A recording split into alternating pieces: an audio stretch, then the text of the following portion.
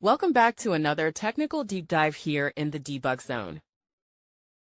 Today, we're tackling a big question and breaking it down with insights from other users. Hopefully, this clears up some misconceptions and helps you get the answer you need.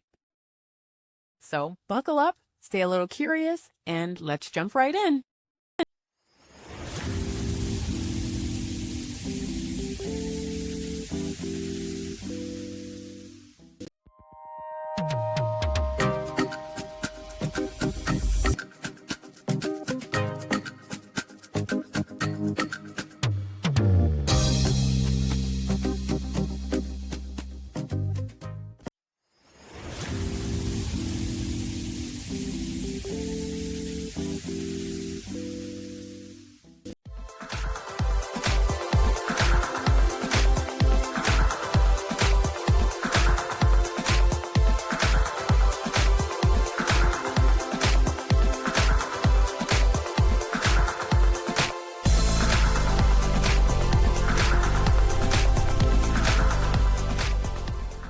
And that's a wrap.